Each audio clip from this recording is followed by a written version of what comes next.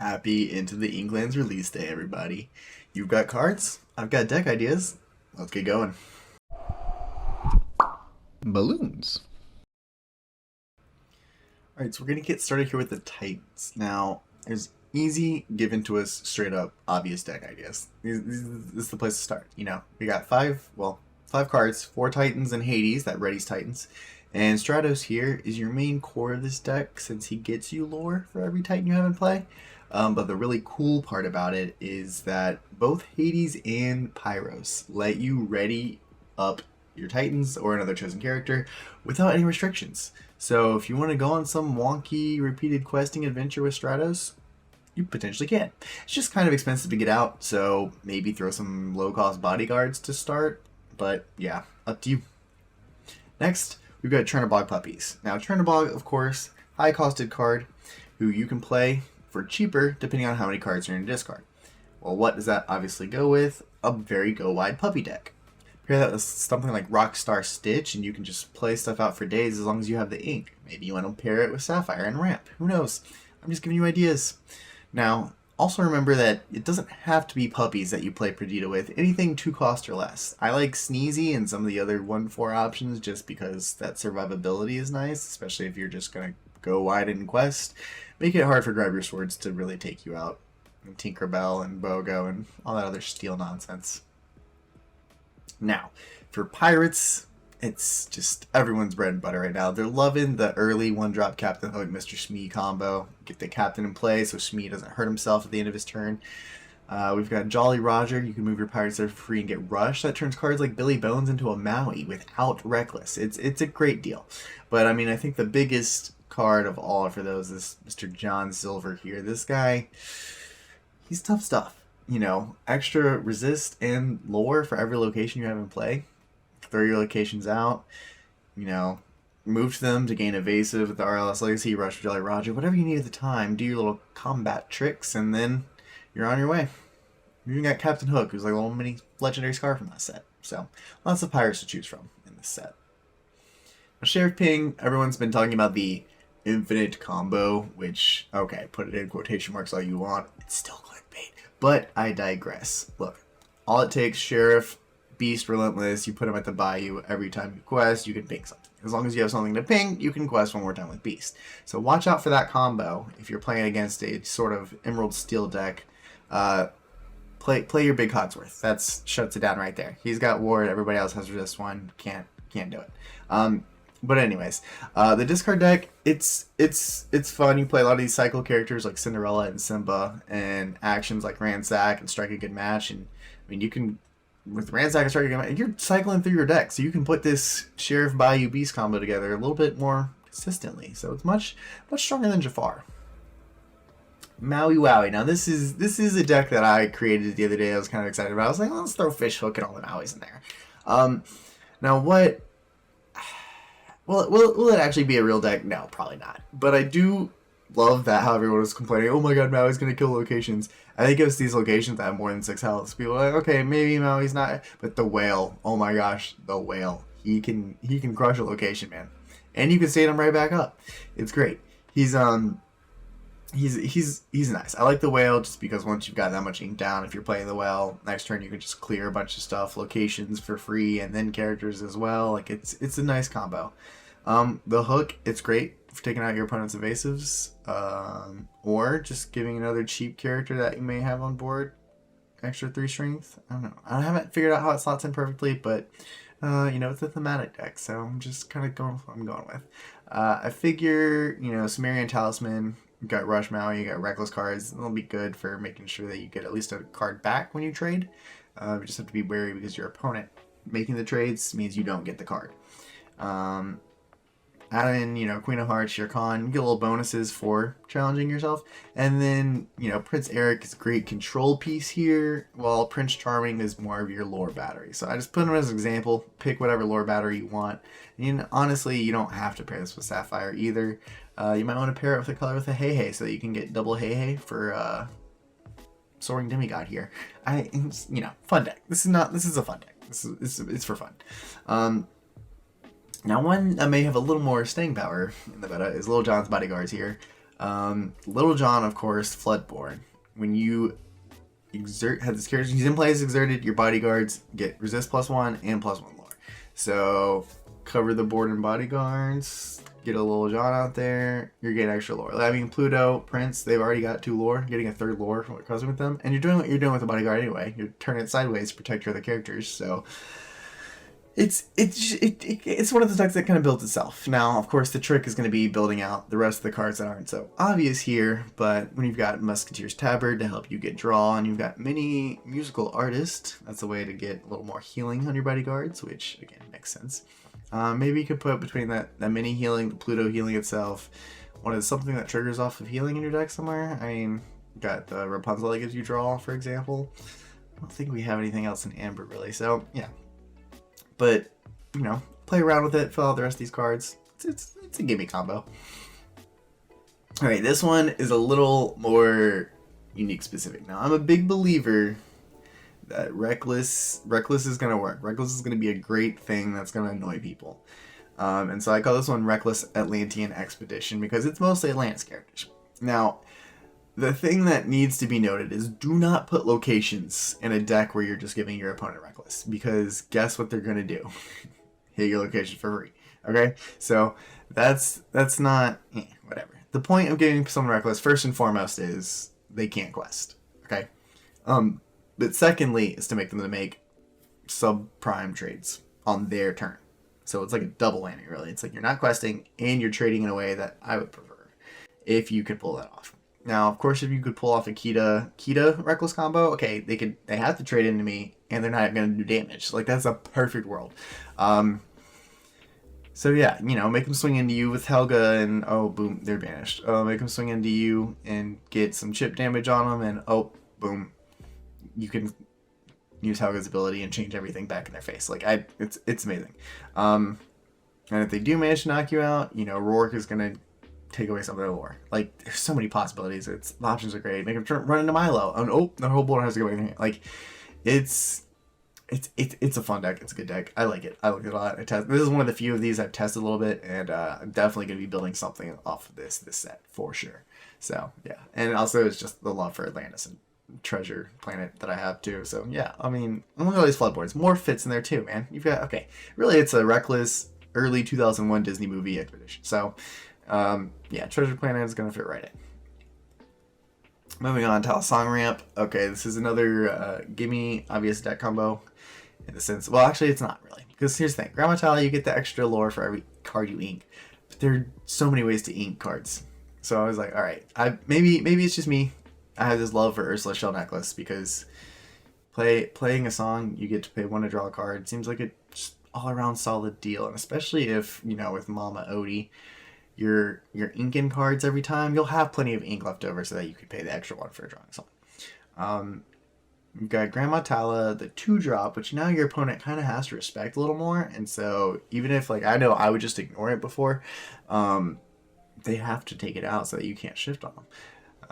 You've got great songs like World's Greatest Criminal Mind to help control your opponent's board. You've got Bare Necessities to control their hand. Like, there's so many good songs here.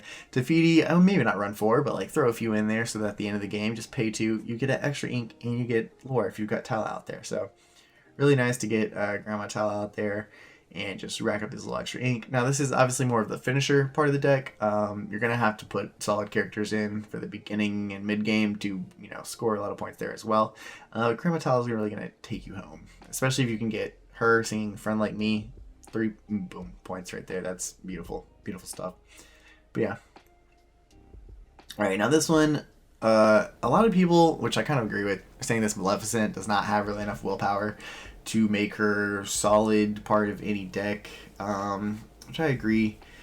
But again, just a reminder that if you are moving a wound, that counts as removing, well, damage counter, that counts as removing. So she does proc things like Rapunzel or Grandpappy, and, you know, every time you draw a card, you get to move 1 damage counter, which means whenever you move a damage counter, Rapunzel procs, you get to draw a card. So you could remove, as long as you have an opposing character to move it to, all of your health, all of your damage off your characters onto your opponents.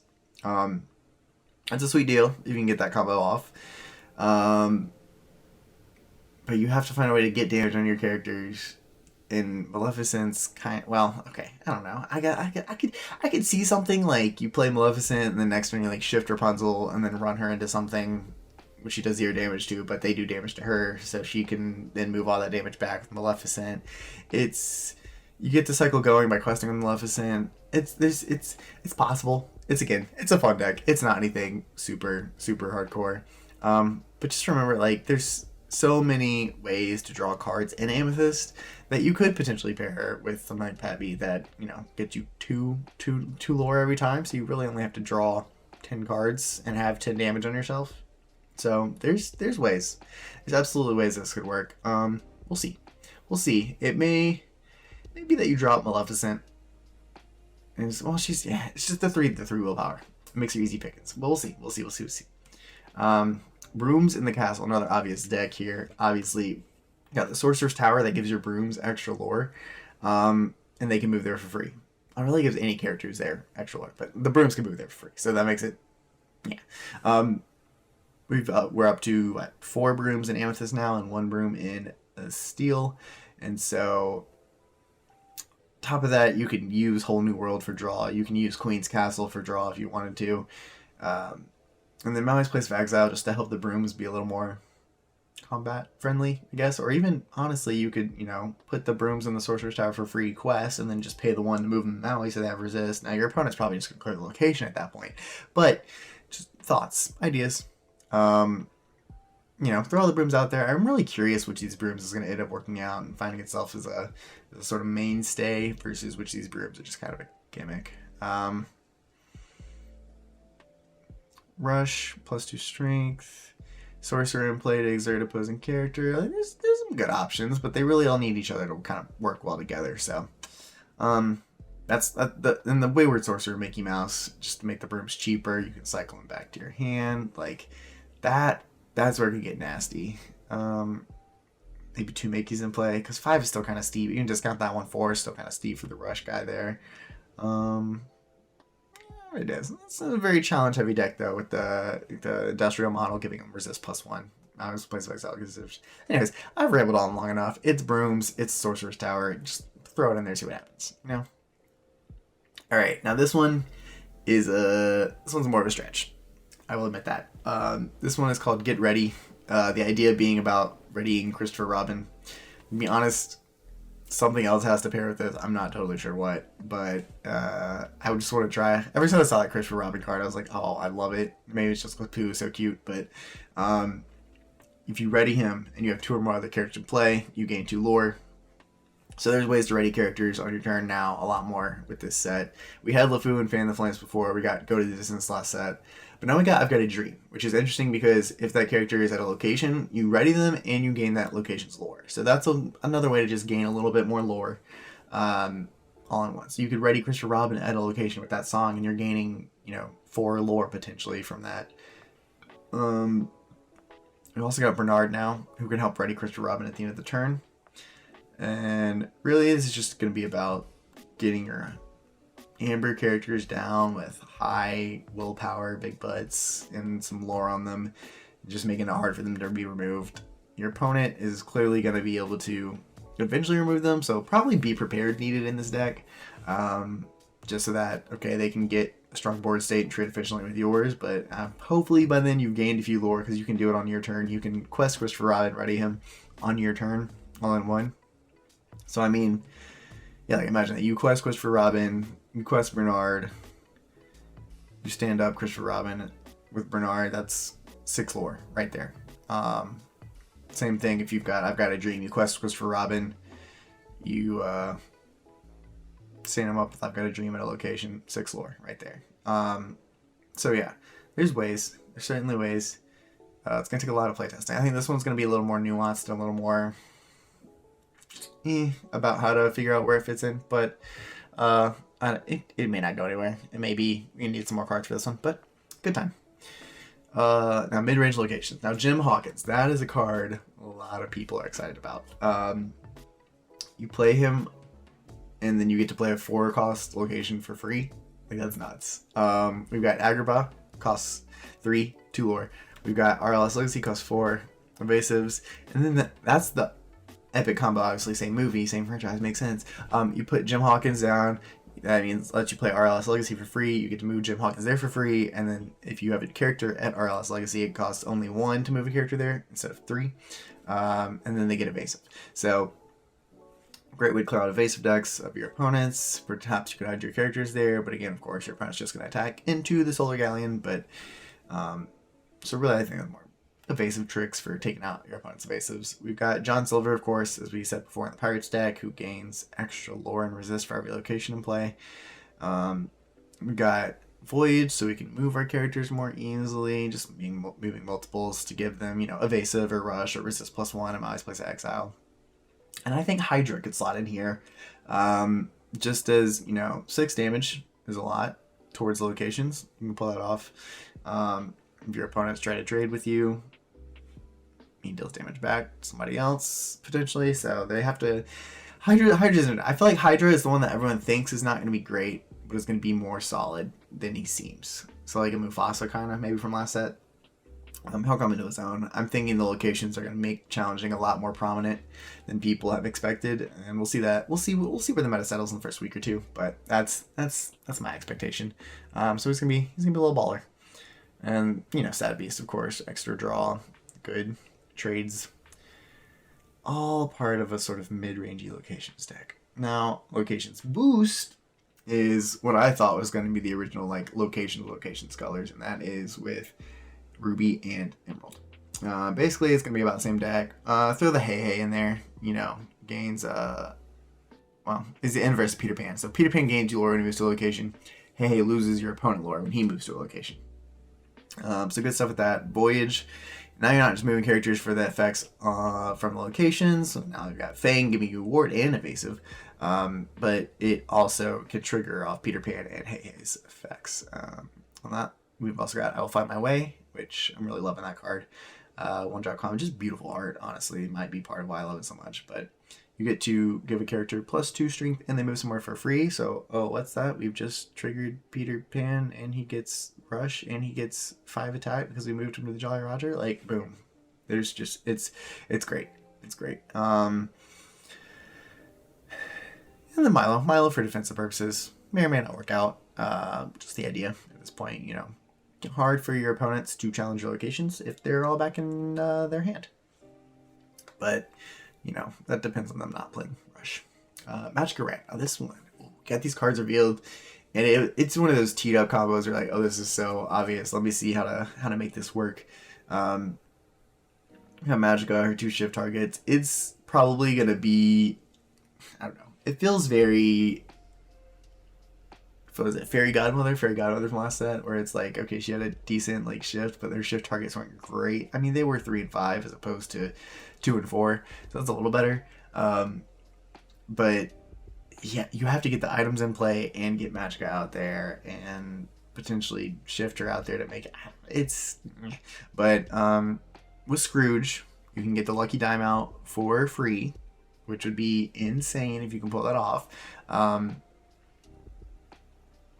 But yeah, there's no really strength boosting anything between Amethyst and Sapphire, so it seems like it's easy to play around. If your opponent sees Scrooge, they're like, okay, I'm not gonna let that guy clear something and get a free item. That's nuts. So it's a fun deck. I don't think this is gonna go anywhere. I could be wrong, but yeah. Scrooge Top Hat, Magic Maurice's Workshop, Belle's House. There's all sorts of ways to make your items cheaper, play them all out. You might try to pair this with Tamatoa, just because it's like, okay, either I get a bunch of items out or I get Lucky Dime out. And then the funny, Lucky Dime doesn't work the other way. So, Magico quests, you get 7 lore from Lucky Dime, but Lucky Dime, using its ability, you don't get any lore from Magica. So really, Lucky Dime needs to work with Tamatoa. So this is more of a fun deck. I don't think this is going to get anywhere. It doesn't have enough synergy that it needs, I think. We'll see. And just throw a ramp in there so you get there faster. I don't know why I put ramp in there. Actually, now that I'm looking at this, this is just Magic Dime.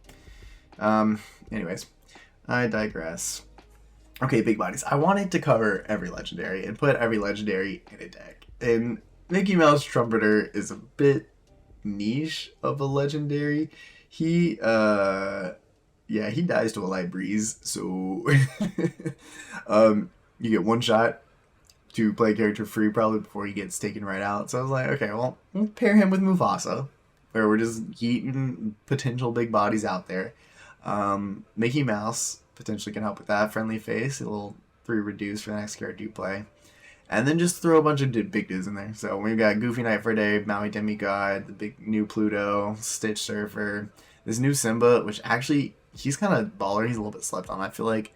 Cost 7. You get to choose between draw 2, discard 2, which is great for Sheriff Nottingham ping decks, or just still straight up doing 2 damage. So yeah, he fits, you know, whatever you need at the time. He goes right in there. Anyways, yeah, big bodies, Mufasa, you get the idea. Evasive Songs. Okay, now, the legendary that I think is probably gonna have the biggest impact to the game this set is Ursula, Deceiver of All. That's right, not Jafar. If you saw my last video, you'll know why. But yeah, she's another one you got to be ready to clear at a moment's notice, especially if they're dropping her on turn 3 because something is coming. But no, she gets to sing in action and then play that song again for free. So Airfoil, that's 2 actions right there. Boom. Teeth and Ambitions, pair that with Donald Duck. Boom. He's at his maximum lore. You've done 4 damage to an opponent, and if you play Donald Duck the turn before, he's ready to quest for 5. Surprise! Like that's pretty nuts. We got Hydra, same sort of thing. Deal 4 damage to your opponent, and then run Hydra into somebody, and then deal whatever damage was out to Hydra into somebody. Like, it's so many options with Teeth and Ambitions there. We've got Aerial, so you can just, you know, give all of your characters evasive until next turn. So you've got Simba or Hans, the big lore batteries out there. Just make it so your opponent can't touch them. It's great. And then strike a good match. Just extra draw. Lots of extra draw.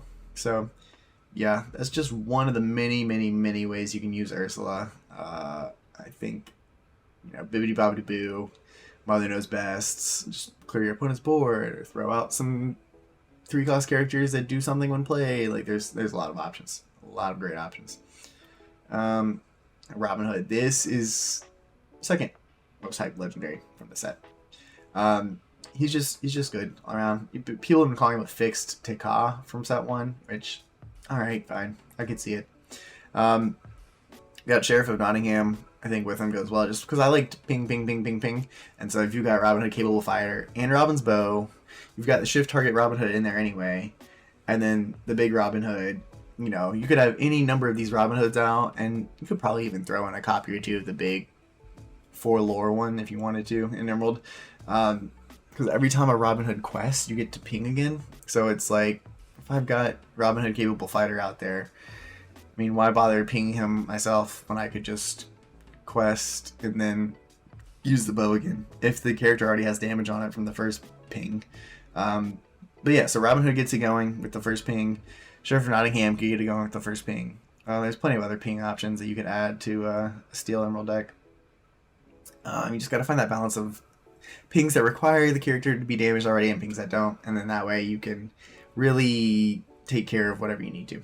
And we've got stuff like, you know, Helga, Sinclair, Ring the Bell. They needed to be damaged already, just like Robin's Bow. But if you have enough steel ping things, it's not a problem, especially with Sheriff of Nottingham. You can just ping across the board and then clean up with your emeralds. So we're getting there. It's a deck I've wanted to work for a while, but that restriction in Emerald has been quite a pain. And then also just pinging them down low enough that Robin Hood can take them out, because then you gain 2 lore that way anyway. And then boom, he's banished a challenge, draw a card. It's all good. It's all good stuff all the way down. Now Actions Matter is another deck I've been excited for a while, and I think Ursula with the double playing actions. You got Airfoil like we had before. Starlight Vial, you can pay 2 less for the next action you play. But then if you get in a spot of trouble, you can banish the Starlight Vial to draw 2 cards and then discard 1.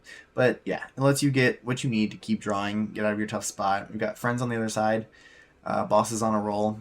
These both are great ways to give you the combo pieces you need. But B, you get to sing them twice. And so that triggers airfoil. That triggers Pete. That triggers okay, mainly those two for now. But there are other there was Minnie's and Ruby, so she doesn't matter. She's relevant. But yeah, like Ursula sing Bibbidi Bobbidi Boo and hit the goat twice. Like let's out of play, in play, out of play, in play. That's 3 lore right there just from singing Bibbidi Bobbidi. Like that's gross. Right? Did I count that right? Out, in, or is that 5? Hold on. Goat goes out, play him again. Then he goes out and he plays 4. It's 4 lore. I can math. And then you go out with them for 5. Like I mean, you can play it like you. Yeah, that's crazy. That could be a walk off. That's crazy. So this is a fun little just pair up with the bounce package, I think. And this one I would top out at 5 as far as cost. I think Pete's the most expensive thing in the list I had.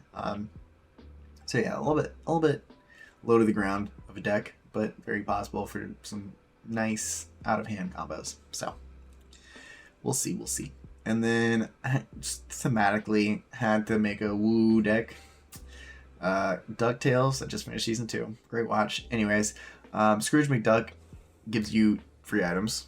4 I found is kind of expensive for items in this game. I've been wanting, if it wasn't, Eye of Fates would be in all my decks. I swear it would. But 4 is just kind of expensive. So with Scrooge, that really gives you an opportunity to play stuff like Vault Door and just protect your locations and characters at locations. So that's really double-edged sword, great combo there. You can, your locations are safer, and you can put your characters there and trade with your opponent so they can't take out your locations. Like, it feeds back in on itself. McDuck Manor, high willpower location already, so that really adds to the challenge it's going to be for your opponent to take it down. Throw characters there, challenge, boom. And then you've got a little combo over here you can do where you get Popsicle, you launch it at your opponent, and then Gyro just puts it back on the top of your deck. Now, this is obviously a shell of a die. I wouldn't even call it a deck at this point. This is just a grouping of cards that may work well together. But thematically, we love it. We could, throw a Huey, Dewey, and Louie there for fun. They're probably not going to end up the strongest cards in any sort of setup deck, but I think these two are the combos that were worth looking at potentially for some stronger decks down the line. So that's why I pulled those out. And then Jafar, this guy sucks. You just sing Whole New World and then you get 7 lore. Okay, thank you and enjoy the Inklands. Okay, no, I'm just kidding. For real, Jafar obviously is going to be a pretty solid deck. Pair it with Steel is the obvious one that everyone wants to do. Whole New World, sing 7. Turn 6, draw into your next Whole New World, draw into your next Whole New World, if you get lucky enough to pull that off and can pull that off, sure. Consistently, probably not going to happen. But between, Whole New World, Genie, all the cycle cards that Steel has, and then Lamp, so you can play Lamp out, banish it, bounce the card with Genie, and draw with Jafar. Like, it all combos well. But what other ink has Genie? Emerald. And they've also got quite a few, draw options. Especially if you pair with Ursula, so you can hit the double, strike a good match, double friends on the other side, like we just saw. Get the extra draw from airfoil as well. So they can really stack up, add up. And you can have a Genie that's bouncing stuff over there as well. So all very possible options. Yeah, I mean, Jafar is gonna go well overall. Anyways, that's it for real. Enjoy the Inklands. I hope everyone has a lovely release day, and whenever you're watching this, and that all your pulls have been blessed, and that you can at least use whatever legendary you pulled, have the deck idea that I gave you in this rambling nonsense for 30 minutes. That's great. Okay. There it is. We've got it. Enjoy. I'll catch you in the next one.